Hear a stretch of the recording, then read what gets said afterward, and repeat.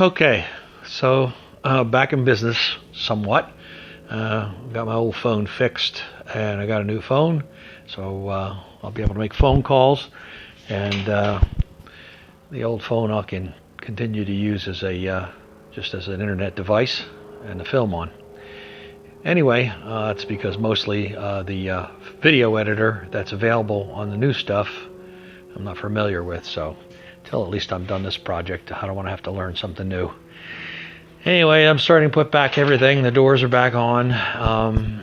If you watched my last project, I showed you a trick where I drilled, before I took it apart, I drilled a couple holes in the hinge, both on the door side and on the jamb side here. I put some Clecos in there so that when I put it back on, I could just put it right exactly in the same position that it was when it came off, and I don't have to fiddle around with a bunch of adjustment. So that makes things go a little quicker. Deck lid's on, and I had to do a little bit of adjusting there to get that to lay a little flat, because I said before that these quarter panels are on a little bit twisted, so in order to get this deck not to be distorted, I had to do a little shimming here and there, but it's on now, so that's ready to go. Of course, there's a lot of taping that has to go back onto this thing, and foam that has to be jammed into the seams and everything before I can get this thing painted completely. And so anyway, right now in the department of you got to do something before you can do something, I've had to reroute the wiring that I had laid out over here to go up into the hood to do the two turn signals over here. There's just too much going on in that corner to put a plug in that corner. It's just too jammed up. It was all going to get pinched and cut and everything else. So I had to reroute the wire all the way around here, and it's going to run along the outside here and then through this grommet here. And right now I'm putting on a 4 connector plug that has a weather pack on it, and that'll tuck down in the hole here, and that'll be both of my signals connected up down in this area. Here's a little trick when I'm trying to solder wires together.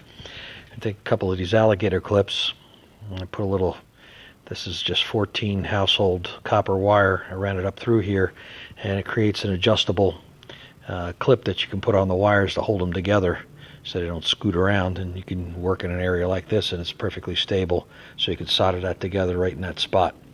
Anyway, I just thought I'd show you what I'm up to. Been out on the road trying to solve problems more than I've been working on this car, unfortunately, the last week or so. But we're getting back to it, and hopefully we'll see a top coat on this pretty soon. All right, I just thought I'd give you a look at this thing before I roll it back into the booth. I got to clean up the booth and mop and all this good stuff. But we've got everything taped up underneath the hood.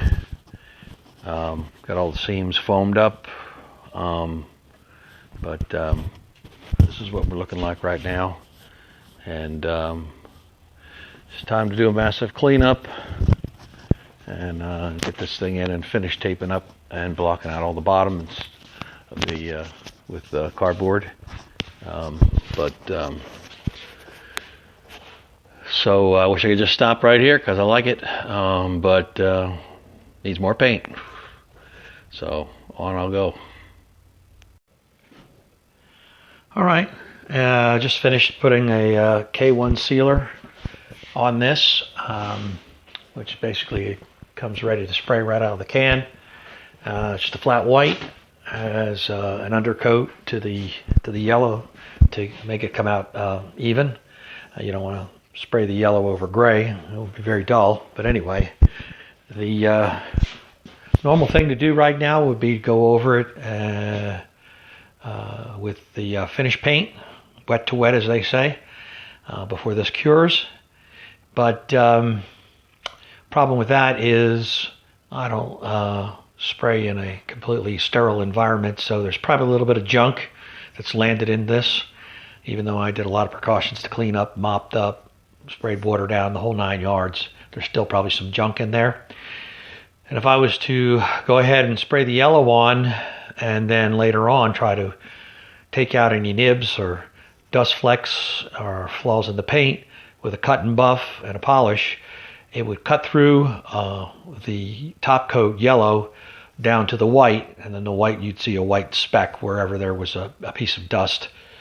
So I have to go ahead and nib this down with a 600 once this is cured, and then I'll do my top coat, and any junk that falls in the top coat, then I'll be able to cut and buff that out with a polishing compound. Anyway, that's where I am right now. I have to wait till tomorrow until this cures up enough for me to just scuff it a little bit with 600 and go on from there.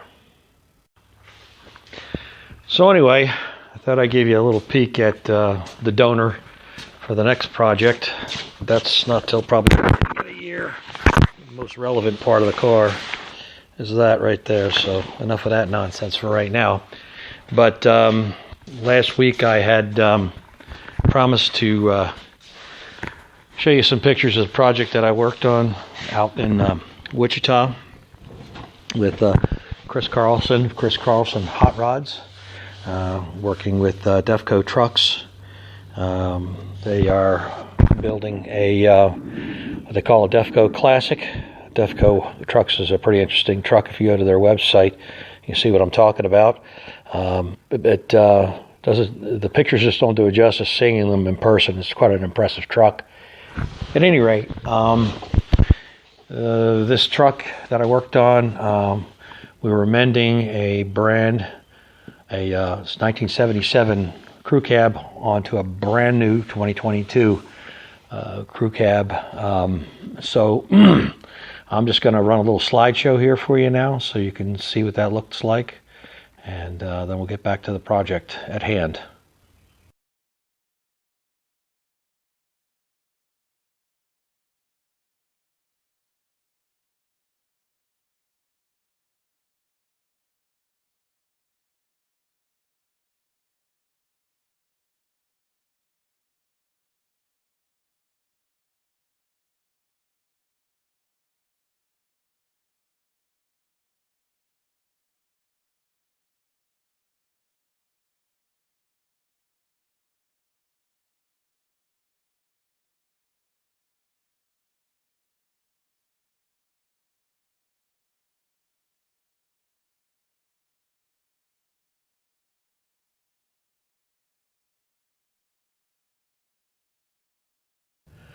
Well, that's yellow.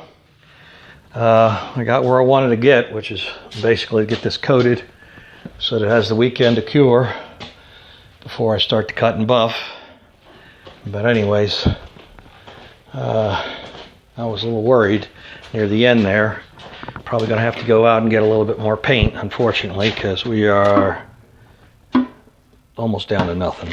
And I still have the front roll pan and the mirrors and some other malarkey that still needs to get painted out yellow. So that's where we are, and that's where we're going to end the update this weekend. And thanks for watching.